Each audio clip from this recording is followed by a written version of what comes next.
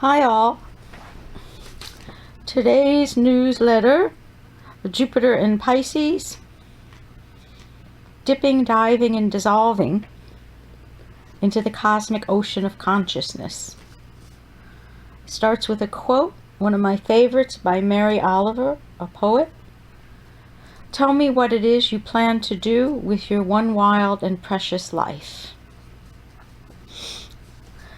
I'm delighted to announce that starting on May 13th, expansive Jupiter, the planet of good fortune and abundance on all levels, is dipping his toe into the cosmic ocean consciousness of Pisces for 10 weeks, giving us a well-earned taste of what's to come in 2022, as he will more fully move into one of his favorite signs for over half of 2022.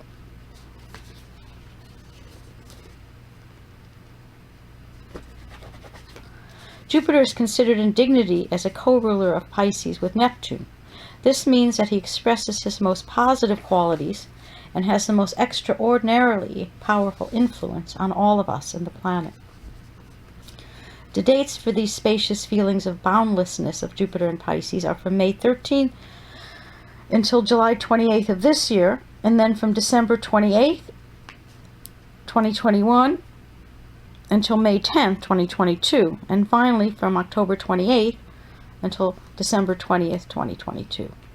From May through October 2022, Jupiter will blast into Aries for 6 months, giving us a preview of a new cycle of creation in 3D in 2023. The last time Jupiter transited through Pisces in 2010, the great teacher, as he is called, helped us recover from the Great Recession of 2008 and 9, just as will happen this time as we recover from the pandemic in 2022. Last time we had the good fortune of a newly elected Obama, and this time we have a newly elected Biden. Perish the thought of the alternative, along with the energies of Jupiter and Pisces showering us with optimism and hope, his hallmarks. The other side of Jupiter and Pisces, as he always amplifies the full range of the sign he's moving through, is a tendency towards addiction, delusion, dreaminess, and wearing rose-colored glasses to see the world through. I literally used to wear rose-colored glasses in my youth as an expression of my natal Jupiter-Moon conjunction in late Gemini and early Cancer, giving me a glass always half-full take on things. And while I only wear this joyful tint on the screen of my perceptions metaphorically now, I still embrace the concept that optimists and visionaries live longer than pessimists and worriers and have a much better time while doing so. So in terms of experiencing the fullest range of Jupiter in Pisces, I say bring it on. For more on this, there's a link to my article on pleasure, joy, and bliss.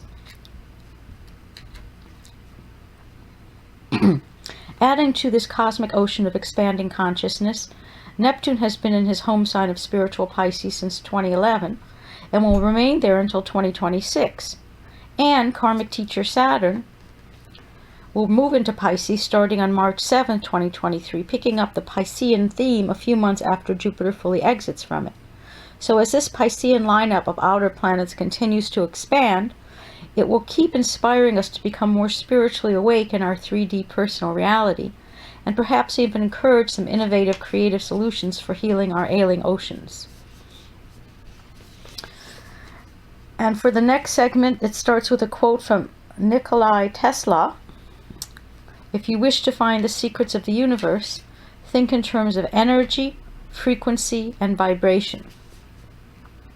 Some of you may be asking, what is the cosmic ocean and how do I open to it?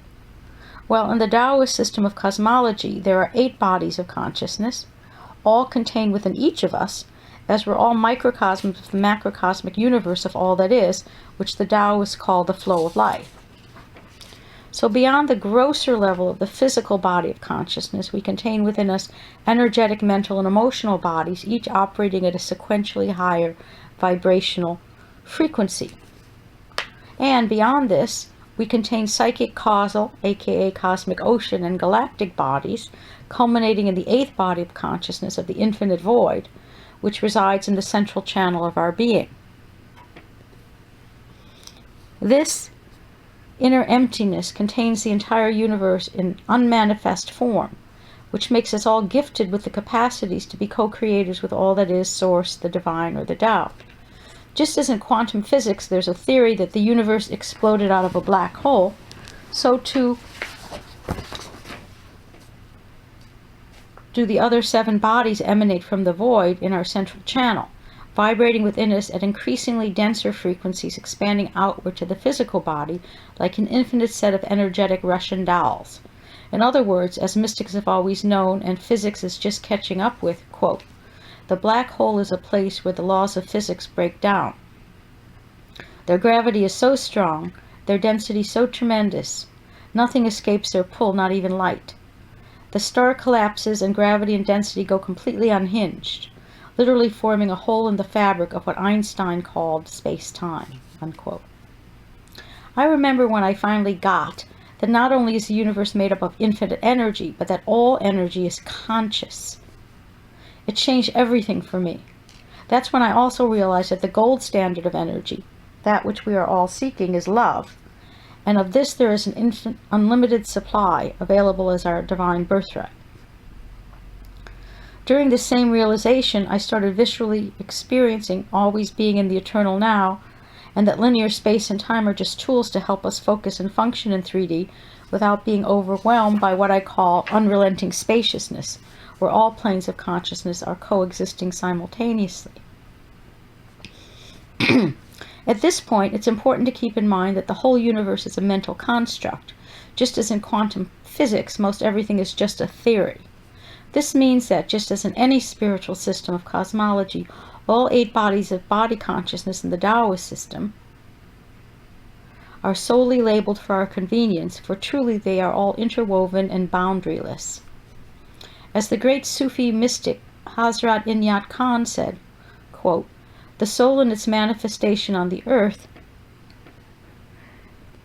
is not at all disconnected to the higher realms. It lives in all the spheres, although it generally is only conscious of one level. Only a veil separates us. The seer's own soul becomes a torch in his hand. It is his own light that illuminates his path. It is just like directing a searchlight into dark corners which one could not see before, unquote.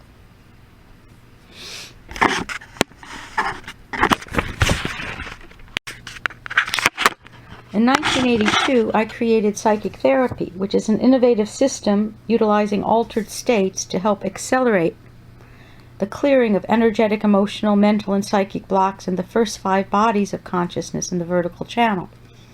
The therapy culminates in relaxing into the cosmic ocean of consciousness, which is called the causal plane in the Taoist system, and which I like to call the universal flow state.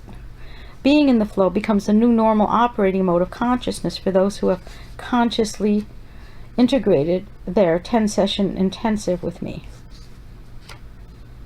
An added plus is that, after psychic therapy, hallucinogens are no longer required for expanding the consciousness, for, as many of my therapy clients have shared with me, they find themselves tripping on the pure interconnected aliveness of being in the flow state, aka the cosmic ocean of consciousness, with no return to lesser states, as is usually the case with mind-expanding drugs, where one just gets a taste or peak of unity consciousness. To get to the flow state, after clearing blocks in the lower 3 bodies of the physical, energetic, and emotional, the core of the work is done from the witnessing perspective of the soul, aka the psychic body, and entails a number of sessions of past life regression therapy to clear and release karmic blocks in the vertical channel, so that there is a clear channel for information and energy from the soul-level psychic body to the personality incarnate in the present life. After this, the causal plane, aka the cosmic ocean of consciousness, is one level of frequency up from the psychic body. It contains each individual soul as a wave within this infinite body of energy. This is where one can learn how to dissolve the individual boundaries and experience being ocean consciousness, while using the breath at will to form back into the individual semi-permeable boundaries of waves consciousness as needed. This allows functioning in 3D to be 100% in the flow as the new normal, while simultaneously being connected to all souls in this cosmic ocean. This means that the causal plane contains within it the divine blueprint for all souls, and thus is the location of the Akashic records, the ongoing, infinitely evolving history of each and every soul's journey. So one of the outcomes from living in the flow is to be able to do Akashic readings for self and, with more practice, for others as well. Mystics have perennially dissolved their beings into the cosmic ocean while staying fully embodied. I started calling this plane of consciousness the flow state because it's a visceral translation of the Tao. So far, the closest modern science has come to identifying this new way of being in the world, but not of it, was first explained in, I can't even pronounce this name, his classic book, Finding Flow, The Psychology of Engagement in Everyday Life. There's a link to that book, and then to read more, here's a more current take. There's a link to the article, What is a Flow State in Psychology? So if you're ready to at least dip your toe in the cosmic ocean with Jupiter and Pisces, there couldn't be a better time. One of the best ways to start, especially if it's not feasible to come to New York and do psychic therapy with me, is to start practicing Taoist water method standing Qigong to dissolve blocks in the physical and energy bodies, and then add on the sitting practice, which dissolves blocks in the more subtle bodies with the mind, heart, and physical levels. To get started, here's a link to the Taoist practices MP3s. I recommend the Taoist standing Qigong as a prerequisite to many clients before they start ascending into higher dimensions through their therapy with me, as, unless we're grounded and rooted to the earth so that our nervous system and psychic circuitry won't get frayed or burnt out, when we start running these higher frequencies, there can be dire consequences, as is the case with many who have fried their nervous systems by solely practicing Kundalini or fire method Taoist practices, especially before age 40, without at least an equal focus on grounding energy arts to root the being to the earth.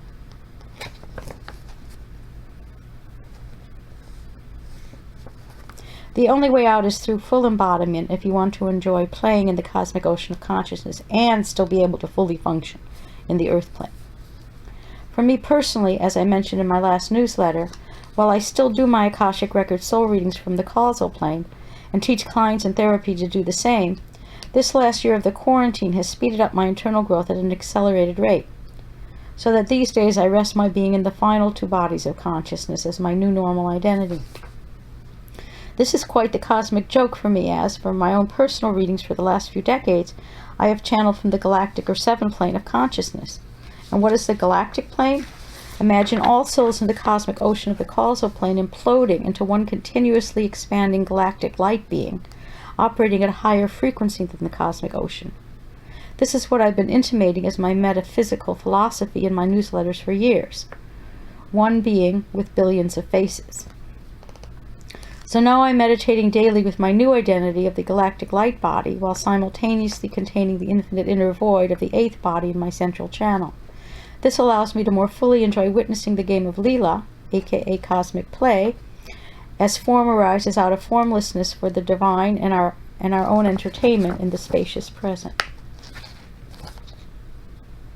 So all the personal readings I did through all the years from what I call the acronym HAGF, or Highest Available Galactic Forces, has been from myself, only with an expanded concept of identity. Isn't that always the way penultimately for all of us on our journey home to Source through the Earth game? Because of the acceleration of planetary, cosmic, and galactic energies over the last few decades to speed up the evolution of consciousness, which I call the quickening, many of us are already living or at least getting glimpses of how it feels to be connected to all souls in an infinite multidimensional link grid in the cosmic ocean. And this is the best place to reside if we want to open our hearts with loving kindness, empathy, and compassion to all suffering beings. Please note, feel free to skip the following message if you are 100% adamantly opposed to the COVID vaccine, even after all the inoculations received as a child, which have helped you to still be alive and thriving until now. This past year and ongoing for the indefinite future, we're being given an opportunity to make major life decisions, not just by the criterion of what is for the highest good for us and our loved ones, but for all of humanity as part of one great interconnected being of light and love. For those of you still sitting on the fence about getting the COVID vaccine, perhaps a new cosmic perspective may be helpful.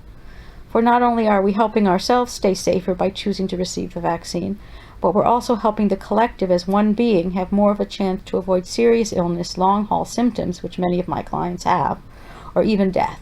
For more, there's a link to why our mRNA vaccine is so exciting, and that's from Harvard Journal.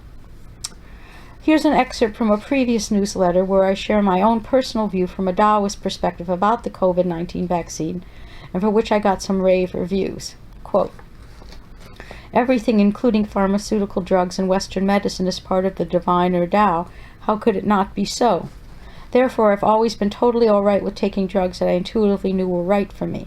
This includes those that I wanted, birth control pills and bioidentical hormone replacement therapy, or needed, such as antibiotics and pain meds after surgery, for my health and well-being, including tetanus and shingles vaccines, among many others throughout my life. For where would we be in terms of worldwide global suffering without vaccines for smallpox, polio, and the like?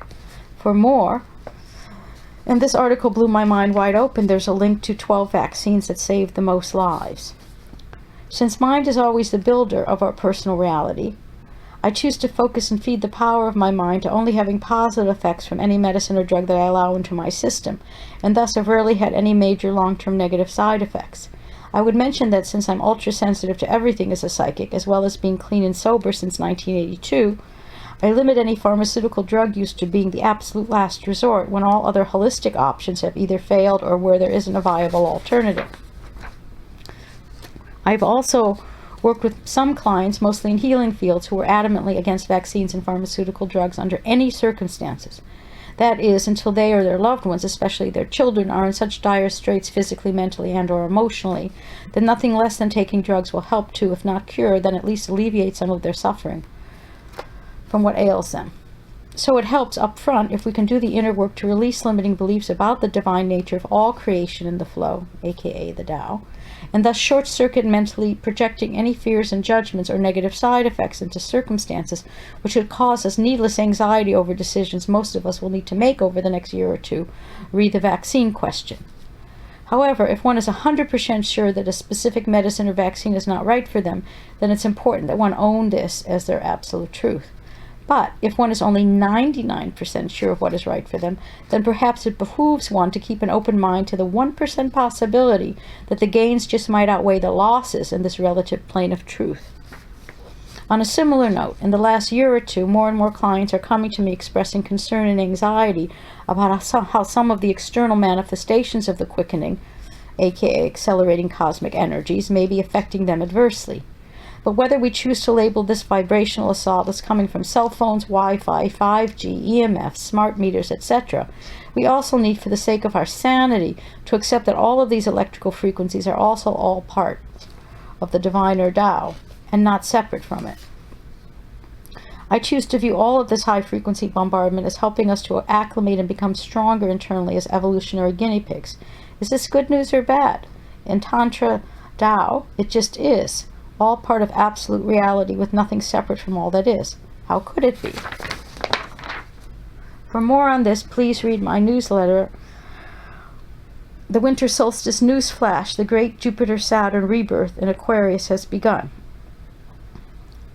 And in closing out this section, Anthony Fauci, the head of the National Institute of Allergy and Infectious Diseases, has said that close to 90% of the country may need to be vaccinated to snuff out the disease. So if you're ready to get off the fence and tip towards the light, why not be part of the solution instead of being a problem child? And the final quote on this section from Thich Nhat Hanh: enlightenment is when a wave realizes it is the ocean. In closing, here are a few other major transits coming up for those of you who are astrologically minded. The major transit of 2021, which kicked off on February 17th, is a combative one between karmic teacher Saturn and humanitarian Aquarius, squaring off with trickster of awakening Uranus and comfort-loving Taurus.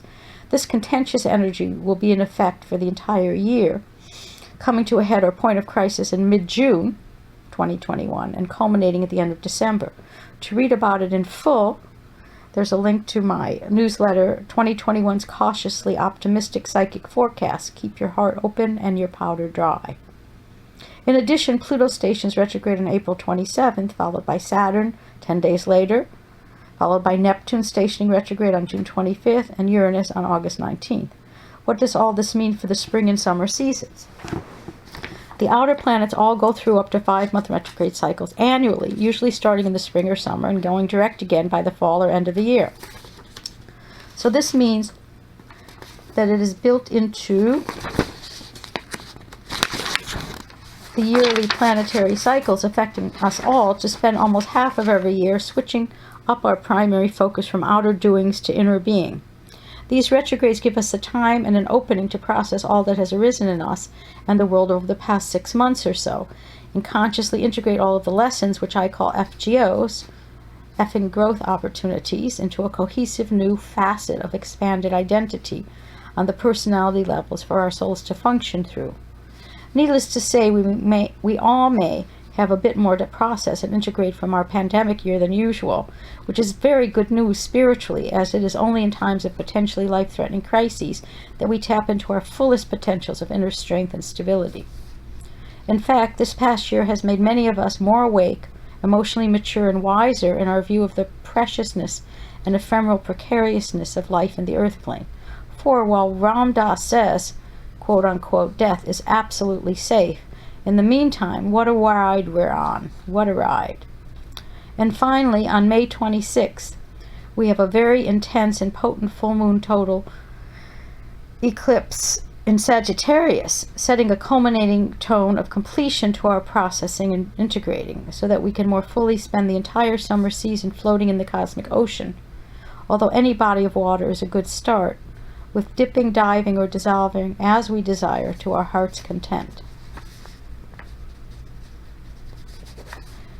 Wishing us all a most enjoyable swim at whichever level suits us, but always in the flow. How could it not be so? And then I sign off with a final quote from Pir Vilayat Inyat Khan, a Sufi master. Quote, what we believe are our consciousnesses are an infinite array of mirrors reflecting the one in manifold forms. I have seen all souls as my soul, and realize my soul as the soul of all. Unquote. Hope you enjoyed this. Check out all the links in my newsletter on my website. Thank you for listening.